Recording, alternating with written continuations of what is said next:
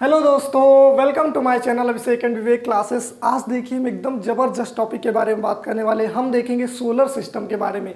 इससे रिलेटेड जितने भी डाउट्स आपके मन में होंगे इस वीडियो में हम लोग खत्म करने वाले। जैसे कोई भी प्लेनेट कैसे मूव करता है, क्षुद्र ग्रह क्या होते हैं, कैसे चांद पर इतने दाग हो गए, डायनासोर कैसे मर गए, छोटे छोटे जितने भी आपके मन में क्वेश्चन होंगे सभी को डाउट को हम इस लोग इस वीडियो में दूर करने वाले हैं। तो आइए बिना किसी देरी के स्टार्ट करते हैं। आइए समझते हैं। देखिए सोलर सिस्टम पहले क्या होता है। देखिए सूरज, सन है ना, सूरज हो गया आपका, तथा उसके चारों ओर घूमने वाले जो 8 प्लैनेट है ना, इन सबको मिलाने से आपका बनता है क्या, सोलर सिस्टम। अगर एक लाइन में हम कहें तो सोलर सिस्टम बराबर सन और प्लस 8 प्लैनेट, यानी सूरज और प्लस 8 प्लैनेट को मिला देने से आपका बनता है सोलर सिस्टम। अब देखिए सूरज एक ऐसे फिक्स होता है, बाकी जितने प्लैनेट वो इसके चारों ओर ऐसे ऐसे मूव करते हैं, यानी सन नहीं घूमता है, सूरज नहीं घूमता, जो जितने ग्रह होते हैं ना वो चारों ओर उसके ऐसे ऐसे घूमते हैं। तो सन देखिए आपका एक फिक्स है, बाकी जितने प्लैनेट ये सब इसी की ओर ऐसे ऐसे मूव करते हैं। देखिए सबसे जो सन के करीब प्लैनेट है उसका नाम है मरकरी। मरकरी को हम लोग हिंदी में अगर बोले तो इसे हम बोलते हैं बुध।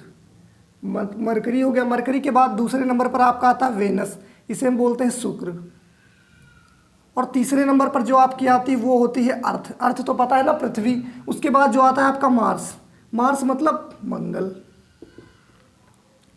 तो एक बार फिर से बोलिए, मरकरी, वेनस, अर्थ, मार्स, बुध, शुक्र, पृथ्वी और मंगल। देखिए ये 4 ग्रहों के बाद ये जो हमने बनाए ना, ये सब क्या है, ये छोटे छोटे क्षुद्र ग्रह हैं, ये एस्टेरॉइड बेल्ट्स होती हैं। ये इन 4 ग्रहों के बाद बहुत सारे छोटे छोटे क्षुद्र ग्रह भी होते हैं, ये भी चारों ओर सन के ऐसे ऐसे घूमते हैं। ठीक, इनके बाद जो आपका प्लेनेट आता है वो होता है जुपिटर, जिसे हम लोग बोलते हैं हिंदी में बृहस्पति।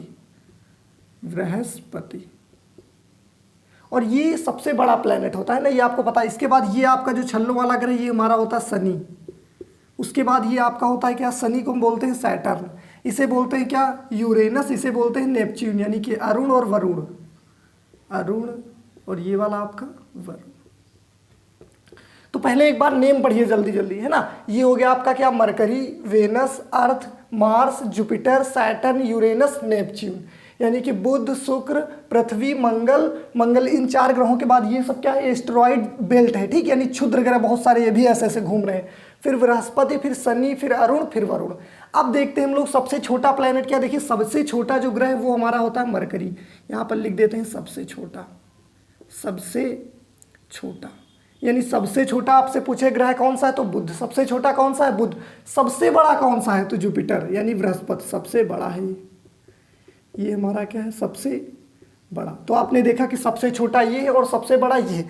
अब हम देखते हैं ग्रहों की गतियां कैसे होती है। देखिए कोई भी जो प्लैनेट होता है, कोई भी ग्रह 2 टाइप की गतियां करता है। देखिए वो सन के चारों ओर, देखिए अपनी एक्सिस पर, तो ये मान लीजिए, देखिए ये मान लीजिए क्या है, ये कोई भी ग्रह उसकी एक्सिस है, तो वो अपनी एक्सिस के चारों ओर भी ऐसे ऐसे घूमता है और सन के चारों ओर भी घूमता है। कैसे समझिए, जैसे मान लीजिए बीच में यहाँ पर सन खड़ा, अब हम क्या कर रहे हैं, सन के चारों ओर भी ऐसे ऐसे ऐसे ऐसे घूम रहे हैं और अपनी एक्सिस पर भी घूम रहे हैं। एक बार फिर से समझिए, जैसे मान लीजिए यहाँ पर ऐसे सन बीच में एकदम फिक्स है, अब हम क्या कर रहे हैं, उसके चारों ओर ऐसे ऐसे घूम रहे हैं, हम भी घूम रहे हैं, अपनी एक्सिस पर भी घूम रहे हैं और उसके चारों ओर भी घूम रहे हैं। तो देखिए कोई भी प्लैनेट अपनी एक्सिस पर जब ऐसे ऐसे मूव करता है, अपनी एक्सिस पर घूमता, तो उसे बोलते हैं रोटेशन। क्या बोलते हैं, रोटेशन। और सूरज के चारों ओर जब घूमता तो उसे बोलते हैं रिवोल्यूशन। तो कोई भी ग्रह 2 प्रकार की गतियां करता है। Number first rotation.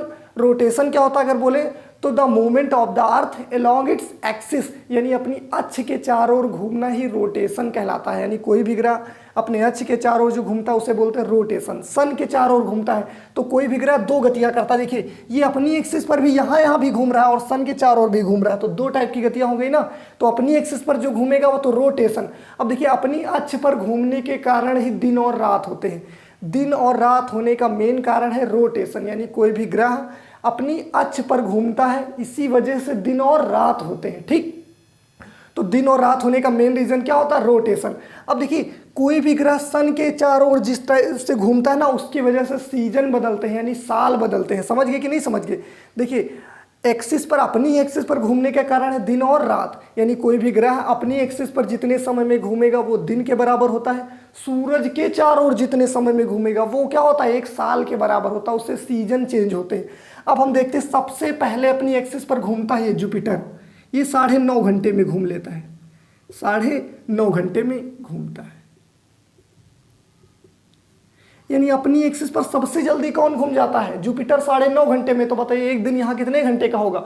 यहाँ पर एक दिन होता है 9.5 घंटे का ही। ठीक, कोई भी ग्रह अपनी एक्सिस पर जितने टाइम में घूमता है वो एक दिन के बराबर होता है। तो सबसे पहले अपनी एक्सिस पर घूमता है जुपिटर यानी कि बृहस्पति, इसीलिए यहाँ पर जो एक दिन होता है ना वो 9.5 घंटे का होता है। अब बात आती है सबसे देर में कौन घूमता है। देखिए सबसे जो देर में घूमता है ना ये भैया शुक्र, तो ये घूमते हैं हमारे 243 दिनों में, यानी 243 दिन में ये घूमता है। अब तुम सोच लो यहाँ पर एक दिन 243 यानी एक दिन लगभग 1 साल के बराबर होता। कहाँ पर? यहाँ पर शुक्र पर। ठीक, तो आप समझ गए कि नहीं सबसे जल्दी कौन घूमता है? सबसे जल्दी घूमता है जुपिटर। सबसे देर में कौन घूमता है?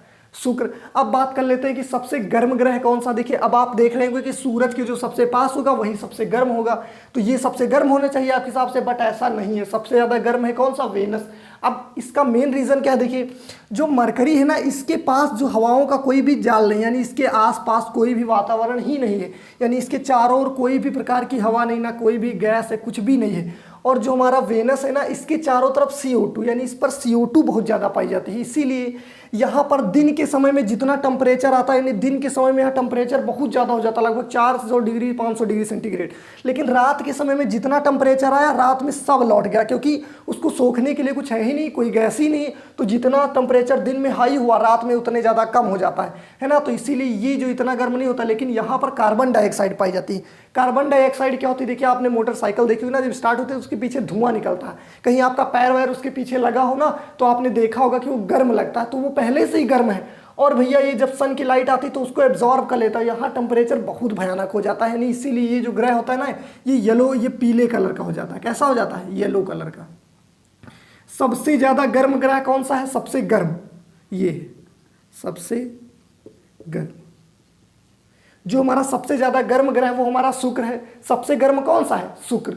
अब आपने देखा, देखिए अपनी अक्ष पर सबसे पहले कौन घूमता है? अपनी अक्ष पर सबसे पहले घूमता है जुपिटर। सबसे देर में कौन घूमता है? वेनस। सबसे ज़्यादा गर्म कौन सा है आपका? सबसे ज़्यादा गर्म भी है शुक्र यानी कि वेनस ही। ठीक, अब हम देखते हैं थोड़ा सा और सबसे ज़्यादा। अब देखते हैं हम लोग थोड़ा उपग्रह के बारे में, यानी सैटेलाइट के बारे में। देखिए ग्रहों के चारों ओर जो पिंड घूमते हैं, ग्रहों के चारों ओर घूमने वाली बॉडी को हम बोलते हैं सैटेलाइट, या फिर हिंदी में बोलते हैं उपग्रह। ग्रह के चारों ओर जो घूमते हैं उसे बोलते हैं क्या? उपग्रह। अब देखिए जो आपका जुपिटर है ना सबसे ज़्यादा उपग्रह इसी के पास होते हैं। देखिए यहाँ पर जो जुपिटर है ना इसके पास जो है 79 सैटेलाइट है, 79 सैटेलाइट। याद करने का तरीका क्या है? सबसे बड़ा कौन सा है? जुपिटर। तो सबसे ज़्यादा सैटेलाइट किसके पास होंगे? 79 जुपिटर के पास। लेकिन मान्यता प्राप्त कितने? केवल 16 मान्यता प्राप्त, यानी 16 प्लैनेट, 16 सैटेलाइट को ही आपको मान्यता दी गई है। ठीक, उसके बाद दूसरे नंबर पर जो आपका है ना कौन सा है आपका? सैटर्न। सैटर्न के पास सबसे ज़्यादा मान्यता प्राप्त, इसके पास मान्यता प्राप्त है 24 मान्यता प्राप्त। मान्यता प्राप्त जो सैटेलाइट है ना वो सबसे ज़्यादा किसके पास? शनि के पास, सैटर्न के पास। तो ये क्वेश्चन याद रखिएगा कि सबसे ज़्यादा आपसे पूछे सैटेलाइट यानी सबसे ज़्यादा उपग्रह किसके पास है? तो जुपिटर के पास। लेकिन मान्यता प्राप्त केवल 16 ही है, लेकिन मान्यता प्राप्त में सबसे ज़्यादा किसके पास है? तो सैटर्न के पास। इसके पास 24 जो है ना वो मान्यता प्राप्त है। अब देखिए अर्थ के बारे में तो आपने जाना ही होगा कि अर्थ का जो क्या होता है एक ही केवल क्या होता है? सैटेलाइट। और चाँद है ना, वो चाँद इसके चारों ओर ऐसे ऐसे घूमता रहता है। ये देखिए ये यहाँ पर ये मान लीजिए ये चांद, देखो चंदा मामा है, ये मून हो गया, ये घूम रहा है इसके चारों। यानी ग्रह के चारों ओर घूमने वाली बॉडी को हम लोग क्या बोलते हैं? ग्रह के चारों ओर घूमने वाली बॉडी को हम लोग बोलते हैं क्या? मून, है ना, या सैटेलाइट बोल देते हैं। ठीक, तो सबसे ज़्यादा किसके? जुपिटर के। मान्यता प्राप्त में सबसे ज़्यादा शनि के, है ना, और ये मून। अब बात आती कि जितने भी ग्रह इन ये एस्टेरॉयड बेल्ट के इस ओर होते हैं ना उनमें सबसे कम सैटेलाइट होते हैं, इनके सबसे ज़्यादा होते हैं। क्यों? अब देखिए सन के पास ग्रेविटी बहुत ज़्यादा होती है। अब अगर इसके पास कोई सैटेलाइट होगा ना तो खींच लेगा हल्के फुल्की चीज़ों को। तो इन दो प्लैनेट के पास कोई भी सैटेलाइट नहीं, यानी कि बुध और शुक्र इन दो ग्रहों के पास कोई भी सैटेलाइट नहीं है। ठीक, अर्थ के पास एक सैटेलाइट, उसका नाम क्या है? नेचुरल एक सैटेलाइट, उसका नाम है हमारा मून यानी चांद। ठीक, और जो हमारा मंगल होता है इसके पास कितने? 2 सैटेलाइट होते हैं। इसके पास कितने? 2। इधर जितने प्लैनेट इनके पास बहुत ज़्यादा सैटेलाइट होते हैं। अब बात आती है कि जितने भी प्लैनेट आप सन से जितना दूरी पर चले जाएंगे, सन से आप जितना दूर चले जाएंगे तो इधर ठंडी बढ़ने लगती है। तो यहाँ पर बहुत भयंकर ठंडी पड़ती है इन सब जगहों पर। ठीक, अब देखिए जो हमारा ये होता है ना बुध, बुध जो है ना 88 दिनों में सन का चक्कर लगाता है, 88 डेज में, यानी सन के चारों घूमने में इसको कम समय लगेगा। क्यों? क्योंकि ये सन के पास में है तो जल्दी घूम जाएगा सन के चारों, तो 88 दिनों में घूमता। बात आती सबसे देर में कौन घूमेगा, तो जो सबसे सन से दूर होगा वो क्या होगा, सबसे देर में सन के चारों ओर घूमता है। अब देख लेते थोड़ा हम इन पिंडों के बारे में, ये क्या होते हैं। देखिए जब ये प्लैनेट घूमते हैं ना तो ये भी साथ में इनके घूमते हैं। अब देखिए जो सबसे बड़ा होगा उसके पास ग्रेविटी भी ज़्यादा होगी, तो ये इधर से इनको खींच के ऐसे रखता है, और ये जो हमारा होता है ना मंगल, वो उनको इधर से खींच के रखता है। ठीक, अब कभी कभी क्या हो जाता है, जो मंगल के पास में जो क्षुद्र ग्रह होते हैं ना, ये यहाँ तक ये इनको कभी कभी खींच लेता है, अपनी ओर खींच लिया, ऐसे ऐसे धड़ाक धड़ाक खींच लिया। अब ये भैया घूम रहा है तो ये घूम के निकल गया आगे। अब ये घूम रहा है ना तो ये घूम के मान लो पहुंच गया यहाँ। अब ये भैया प्लेनेट ये क्षुद्र ग्रह आ रहा, धड़ाक धड़ाक जल्दी जल्दी चला आ रहा, सीधे आ रहा। अब ये आकर गिरेगा कहाँ पर, अर्थ पर। कहाँ पर गिराएगा, अर्थ पर। तो माना जाता है कि सबसे पहले आज से लगभग 10,000 साल पहले इजिप्टा नामक एक जो क्षुद्र ग्रह वो पृथ्वी पर गिरा था। तब हमारी जो पृथ्वी थी वो अपनी एक्सिस पर 18 डिग्री झुकी हुई थी। उसके बाद जब इतना भयानक, ये देखने में आपको छोटे लग रहे हैं लेकिन ये बहुत बड़े बड़े हैं। इसमें से एक छोटा सा कोई होगा ना, वो लखनऊ या फिर उत्तर प्रदेश, इतना बड़े बड़े समय। अब ये इतनी स्पीड में जब ऊपर से आते गिरेंगे जैसे कोई चीज़ है, हमारी बॉडी खोपड़ी पर ऐसे गिर जाएगी तो हम झुक नहीं जाएंगे ऐसे, तब जाकर हमारी अर्थ अपनी एक्सिस पर 22.5 डिग्री या 23.5 डिग्री, सॉरी 23.5 डिग्री झुक गई अपनी एक्सिस पर। इजिप्टा नामक, तभी से माना जाता है कि जो इजिप्टा नामक है ना जो क्षुद्र ग्रह गिरा था, तभी से आपका बहुत बड़ा महासागर बन गया था। उसका नाम है पैसिफिक ओशियन, यानी प्रशांत महासागर बना था, तब उसी से यही माना जाता है। और जब इतना भयंकर जब क्षुद्र ग्रह गिरा था ना तो पृथ्वी हिल गई थी एक टाइप से, और वहाँ पर भूकंप आ गया, ज्वालामुखियाँ फट गई बहुत ज़्यादा। तो इसी से, तभी से माना जाता है कि डायनासोर का अंत भी तभी से हो गया था। समझिए, ये तो ये मेन रीज़न है। ठीक, अब कभी कभी क्या होता भैया, ये मून भी तो चारों इसके घूम रहा है, तो ये सब आए धड़क धड़क, आप ये मून यहाँ बीच में आ गया, तो ये सब आकर कहाँ गिरेंगे, धड़ाक धड़ाक, कहाँ सब गिरेंगे, मून पर। इसीलिए चांद पर इनके गिरने से क्या बन गए, गड्ढे। अब कोई बहुत बड़ी चीज़ आकर ऊपर से नीचे धड़ाम से गिरेगी तो नीचे क्या बन जाएगा, गड्ढा।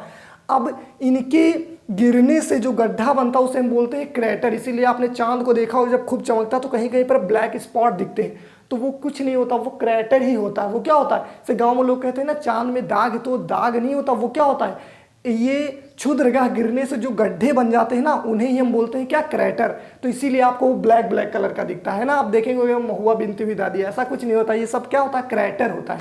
समझ गए कि नहीं समझ गए? तो आई होप आपको ये सब जानकारियाँ अच्छी लगी। और एक देख लेते हैं, जो जुपिटर का जो सैटेलाइट है ना सबसे बड़ा, देखो ये भी क्वेश्चन नोट कर लीजिएगा। सबसे बड़ा सैटेलाइट, सबसे बड़ा जो सैटेलाइट है वो जुपिटर का है, गैनीमेड। सबसे बड़ा सैटेलाइट वो जुपिटर का गैनीमेड, यहाँ जे लिख देते हैं जुपिटर का। और सबसे छोटा कौन सा है, सबसे छोटा जो हमारा वो है मंगल का, डिमोस। अब देखिए सबसे बड़ा जो उपग्रह वो गैनीमेड है, वो जुपिटर का है। सबसे छोटा क्या है, मंगल का, डिमोस। तो ये क्वेश्चन भी अच्छे से देख लीजिएगा, एक बार इसको देख लीजिए और खूब अच्छे से सोच लीजिए, बस आपको याद हो जाएगा पक्का। अगर आपको ये अच्छी लगी जानकारी तो प्लीज़ लाइक कीजिएगा। Thank you everyone.